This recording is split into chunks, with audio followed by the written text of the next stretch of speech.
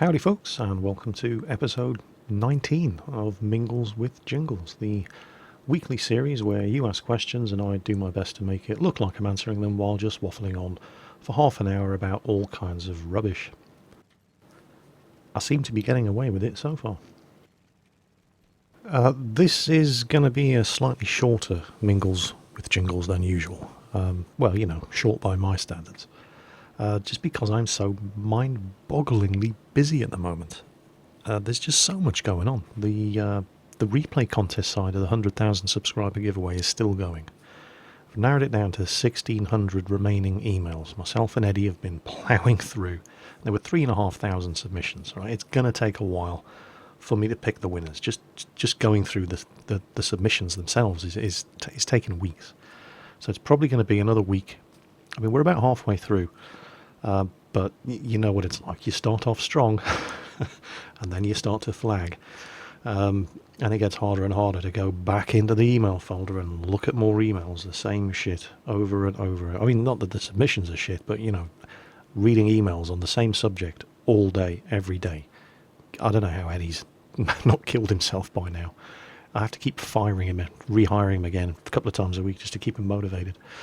So, yeah. We're working away at the replays. T-shirt design contest. T-shirt design contest is done. And I have an announcement. There were 8 runners-up, 1 winner. The winner got the $100 Amazon gift voucher. The runners-up all got their design. You can see all 9 designs here, incorporated into a product of their choice at my expense and posted out to them. So they basically picked what they wanted, whether it was a mouse mat, a hoodie, a T-shirt, a mug, a flask, whatever, with their design on, and that was their prize. So here are the 9 winning designs and the range of gear that you can basically get. You can get your Jingles loot. They've got mouse mats, mugs, wall posters, stickers, T-shirts, long sleeve T-shirts, different coloured T-shirts, sweaters, hoodies, you name it. The prices are all available. Basically, it's run by Cafe Press. I'll just put the designs up and they take care of everything. You can have the prices displayed in pounds, Canadian, Australian or US dollars or euros. Yes, they ship worldwide. I've kept the prices as low as I possibly could. Basically, there we go. Prices in US dollars. A $12 HMS Pointless mouse pad. I make $1 out of that. All the rest of the money goes to Cafe Press. So I'm not doing it for free. I'm not that mad. But the markup on all of this stuff is as cheap as I could possibly make it. Basically because I'm not really that interested in making money out of this. I just want to see the entire world with my name on their chest. So anyway, there you go. Might be adding new designs and new stuff to the product line in the future, but if you want your Jingles loot, there it is. And I can't offer any technical support for this, by the way. If anything goes wrong, you need to speak to Cafe Press. Questions, links all down at the bottom. Customer service, shipping rates, returns, exchanges. I handle none of this. I've bought some of this stuff myself. I mean, who doesn't want to have their own name on their T-shirt? And I have to pay for it. I don't get any of this stuff for free. It literally is. It's all Cafe Press. I bought, what did I get? A whole bunch of stuff. One of these, the baseball jerseys. I like that. And I've bought a whole other bunch of stuff. I've spent £70 on this stuff. Talk about vanity. But yeah, I don't get any of this stuff for free either. 95% of everything that's made on this website goes to Cafe Press. I see very little of it. But if you want to get any Jingles loot and take advantage of the fantastic designs that people have submitted for the T-shirt design contest, there it is. Link, as always, in the description of the video. So there's that. Moving on. Oh, I almost forgot. Alexandra from Poland, who sent in this fantastic piece of artwork, which is one of the runners-up. You can get this on all sorts of stuff. It's HMS Pointless. It's my very own TOG 2 tank. I mean, look at that. Look at the crew. Now, she mentioned in her email when this was submitted that she didn't just spend God alone knows how many hours designing this fantastic piece of artwork. she also wrote a little story explaining who all the crew members were, and it just seemed to capture the imagination of everybody in the comments for the t-shirt design contest video that I put up. And so I said, yeah, if I remember, I will read you the story that she sent in about the crew. So here it is. Are you sitting comfortably? Then we'll begin. And I'm literally just going to read straight from her email. And here it goes. Let me introduce you to the crew of HMS Pointless. The commander, always annoyed with all the lemmings around him, no matter if they're his crew or his allies. The driver, he needs coffee to exist, or 2 coffees, especially early in the morning. He's pretty lucky that the tank is not actually a speed demon. Radio operator. There he is sitting behind the turret. He sleeps a lot. He's like Sleeping Beauty. He needs a kiss to wake up. But the driver usually finds the easy way. A good old kick in the nuts is good enough. The gunner. Yeah, he's a lot of fun using the cannon, even as a place to dry his laundry. The loaders. One is as grim as a cemetery in the night, and the other one is as cheerful as a little rabbit in the meadow. Nope, they do not get along with each other. And down at the back, there are 2 girls that support them after the battle. The redhead's the mechanic, and the little blonde is a cheerleader. Hope you like them. Best regards, Alexandra. Isn't that great? Oh, yeah. Oh, I loved that. And the second I saw this, I knew this was going to be one of the winners. So there you go. That's the story of the crew of HMS Pointless, including the mechanic and the cheerleader. That's from Alexandra from Poland. Thanks very much. So, yeah, ridiculously busy at the moment, as well as the 1,600 remaining replay contest emails to look through. At least I've got the t-shirt contest out of the way. That's one less thing to worry about. But the patch 8.8 test server is up for World of Tanks, and you're all hungry to know details about what's happening in patch 8.8. I've done 2 videos about 8.8, over an hour of video so far. More stuff to come on that. I'm desperately trying to get onto the test server and get stuff recorded and analysed and get videos made, and that's keeping me busy. And then, of course, everybody's bitching that I'm not putting enough War Thunder content up, and I'm not putting enough War Thunder content up. So, I hold my hands up right now and say, yep, I'm not. At the most, you're only really getting a 15-minute long War Thunder video of an arcade battle or a historical battle. I'm just too damn busy. I do apologise. There isn't an awful lot I can do about it. I'm doing the best I can. I'm trying to stick a video up every day. I'm trying to judge this contest. I'm setting up a storefront so that you can get your hands on the designs that everybody did for the t-shirt contest. I'm trying to get videos up for the World of Tanks patch 8.8 test server. I'm sure there's something else I'm supposed to be doing that I've forgotten about. I'm just ridiculously busy at the moment. And apart from anything else, even when I get a couple of hours spare to log on to the War Thunder game servers and and have a few games, I can play for hours without getting anything worth showing you. Or at the best, stuff like this that's only really useful as background video to be playing while I'm talking rubbish on Mingles with Jingles. What you're watching now wasn't anything that was good enough to feature as a standalone video. So, yeah, I'm really, really struggling to get War Thunder content up. And if it's just a case of being too busy. If I had the time to spare, I could do more War Thunder stuff. I could get better at playing War Thunder, because I'm only playing a couple of hours a week of the game. By contrast, World of Tanks, I've got 2 live streams every week where I'm going to get 4 hours of World of Tanks solid gaming in, at least twice a week. Other than that's the only time I really play World of Tanks. Something's got to give. I'm really going to have to find a way. And I don't want to cut back on the videos, because that's first and foremost what you guys are here for. But I'm just going to have to find a way to get more War Thunder playing time in. Because at the moment, playing in arcade battles, and there are so many douchebags flying around in arcade who think it's hilarious to just ram bombers, and the sort of thing I'm talking about. It's like playing Call of Duty. That's exactly what War Thunder Arcade is like. It's like playing Call of Duty on a random public server. If people can be a twat, people will be twats. It's multiplayer gaming for kids. And it's really taken the shine off arcade battles for me lately. I used to have a lot of fun playing arcade, but The thing is, I'm not getting any better at playing War Thunder because I play it so little.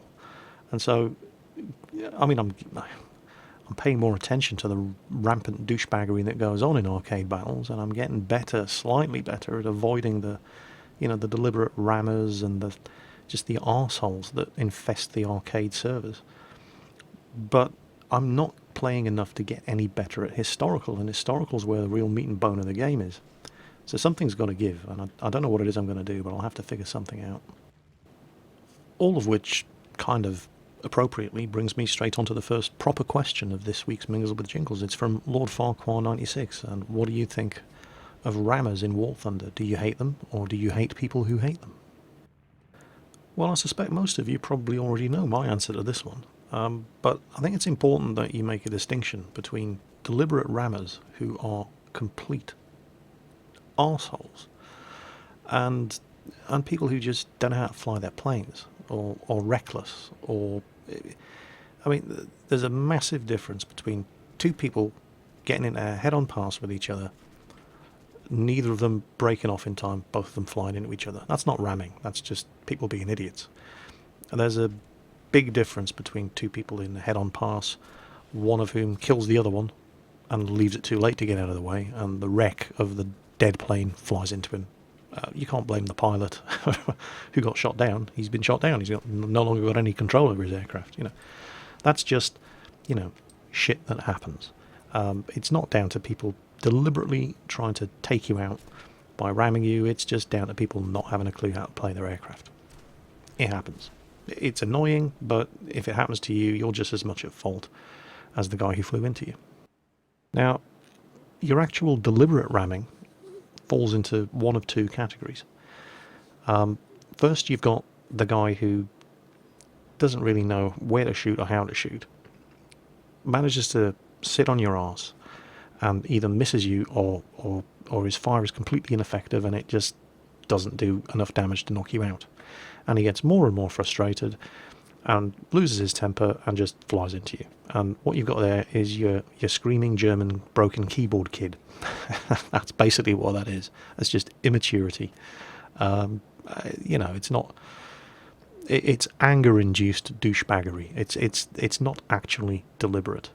It sucks. It is douchebaggery, but again, there's a world of difference between that and the kind of cocksucker who deliberately goes out there. It's griefing. It's just griefing, pure and simple. It's somebody in a lower tier aircraft who doesn't have an awful lot to lose, who just flies around trying to ruin people's games. It's no different to any other kind of griefing in any other multiplayer game. So what in effect you're asking is, do you hate people who go out of their way to be wankers to other people in online games? Strangely enough, my answer to that question is yes, I do take exception to people being douchebags to me. I'm funny like that. Remarkably old-fashioned when it comes to my tolerance level for asshats. Glad you asked, though. Another one of my pet hates is, it's in World of Tanks. And it's people who sit, when the game is lost, when your team is getting its arse kicked, and it's never tank drivers who do it. Well, it's not never tank drivers who do it. In 10,000 games, I've seen a tank driver do it twice. And one of those was when the winning team told him to do it, for a laugh. But artillery players... Scumbags, yeah. I don't know what it is. I do not understand why it's only artillery players who do it. The second a game is lost, you see them all scurrying like the cockroaches they are for the nearest stretch of open water so they can throw their vehicle into it and deny a kill and deny credits and XP to the winning team. Why? Because they're douchebags. There's no other reason for it. I'm not saying all artillery players are douchebags, and I know that when you watch my World of Tanks videos, I do make a big song and dance about scumbag artillery. I'm just messing around. It's just a thing. I don't actually think all artillery players are douchebags. That would just be stupid. It would just be a stupid generalisation. But you definitely, unquestionably, get more douchebags playing artillery than any other kind of vehicle in World of Tanks. I mean, just look at my last Mingles with Jingles video. What tank was I driving? 361H, the Konish gun. It was on Erlenberg. And in one of the background clips of my last Mingles with Jingles video, we just completely kicked the enemy team's arse. All they had left was a Hummel, Tier 6 German artillery. And right as I'm going over the bridge at the northern end of Erlenberg, oh, here comes the scumbag. He came scuttling out of the woods. He'd been hiding in for the entire game, making a beeline straight for the nearest stretch of open water, trying to kill himself. You know what? It should be treated as any other kind of team damage, because that's what you're doing. You're deliberately damaging a vehicle on your own team. Doesn't matter that it's your own vehicle. It's deliberate team damage. Their asses should get banned for doing it. That would make me so happy. Oh, that would be great. It really, really would. So you drown yourself, or you park your artillery up against a wall, load a high explosive shell, and fire it at the wall and kill yourself with the splash damage. Yeah, no problem. So you've suicided, so you're going to pay full damage and repair costs, and you get your ass banned for a day. Oh man, yeah, please, yes. Where do I sign? Is there a place I can vote? I'd vote for that. In a heartbeat. Oh, there isn't anywhere I can vote for that. Okay. Well, I recommend everybody just does as I do, and every time somebody, and it's always artillery. I'm saying somebody, but I mean artillery, because they're the only ones that do it. Every time somebody suicides in a game of World of Tanks, just report them for team damage. That's what I do. And if they get enough reports filed against them, their asses will get banned, and there will be one less douchebag playing World of Tanks. And having less douchebags in your multiplayer games can never be a bad thing. Remember where you heard it first. Next question is from The Brass Eyed. He sees that Naffy Tea is going on sale to the public and wants to know that, not being a Great Britain resident, he's unable to actually get his hands on any, and he wants to know if he's missing out on a good cup of tea. Naffy Tea has actually been on sale to the public for a while now, but you're not missing anything. Whatever it is that you're drinking, keep drinking it. You're really not missing anything when it comes to the Naffy's finest brew, because there's nothing fine about it. Which kind of brings me on to the next question. This is from The Sex Offender. And I'm almost afraid to read the question out. But here goes. The Sex Offender wants to know, how many cups of tea a day do I drink while I'm making all these videos? And since he also lives in Gosport, yep, it looks like the truth is finally out, he's looking forward to seeing me around town. Not much of a tea drinker, I'm afraid. When I was actually serving on board ships, I used to drink tea once a day. I didn't mind a cup of tea with my breakfast, but I'm a coffee drinker. I've actually got one of those Bosch Tassimo coffee machines. It's fantastic. It does cappuccino, espresso, Americano, any different kind of coffee, hot chocolate. It does tea as well. Not that I ever use it for tea, because I don't really drink tea. I'm a confirmed coffee drinker. So I've got one of those really expensive coffee machines, and it was really expensive. I think it cost about £120. And the coffee itself is ridiculously expensive, but oh, it's good stuff. And it's literally put the capsule in, stick the cup under the dispenser, press the button, and within a minute you've got a steaming hot cup of perfect coffee. So I love my Tassimo machine. Tea? Nah, sorry. Not much of a tea drinker at all. Since I left the Navy, I don't think I've had a cup of tea in 3 years. So, sorry, don't drink any tea at all. I go through about 15 or 16 cups of coffee a day, though. And as for seeing me around town, if your name's The Sex Offender, I sincerely hope you don't. Keep away from me, you horrible little man. Sorry. I Dig Fusion has a question about Quickie Baby. It's a good question, actually. He wants to know, do I get annoyed at Quickie Baby's habit of giving orders when the outcome of a match is close? Okay, first of all, a little bit of background for those of you who have no idea who Quickie Baby is. He's probably the world's biggest World of Tanks live streamer. And I live stream with him. I piggyback on his live stream. On Thursday nights, I do live streaming with Circumflexes, again, World of Tanks, on Monday nights, but Thursday is Quickie Baby. And Quickie Baby is the first live streamer who ever asked me to get back, to take part, in their own live streams. And I'm very, very grateful to Quickie Baby for doing that, because at the time I was having a horrible time playing World of Tanks. I was on I shit you not, a 4-month-long losing streak where I just couldn't get a winning team. I mean, I wasn't losing every game I played, but I was losing 11 out of 12 games. It was just horrible. Well, anyway, and I was rapidly losing interest in World of Tanks, and Quickie Baby heard about it and he said, join my live stream, platoon up with me. It'd be great to have you along. And he basically reinvigorated my game and my interest in playing World of Tanks. The only reason you guys are watching my YouTube videos now is because of Quickie Baby. I can say that, without any hint of exaggeration.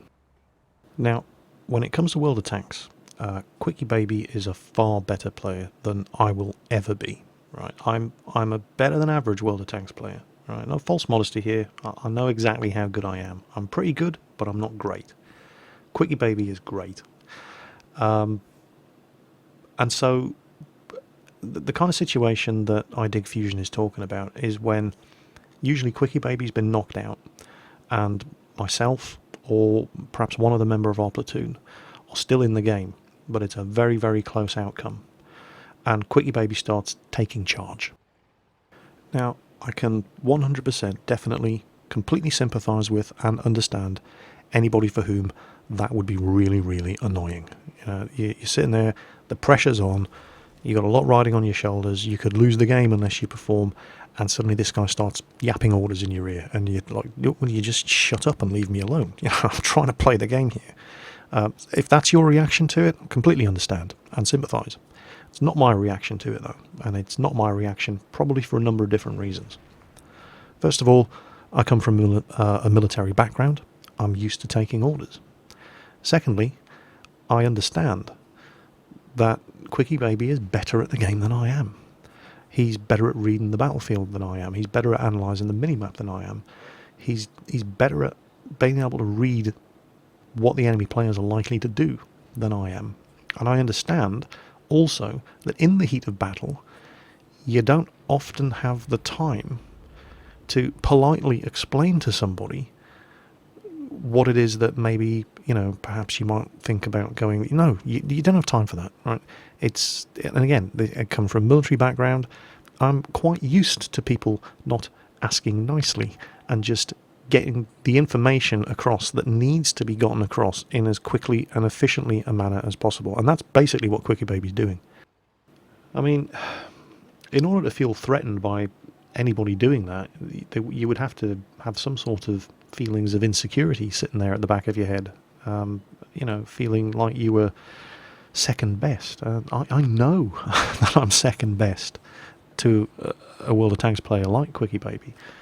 There's no false modesty here. I know exactly how much better at the game than I am he is.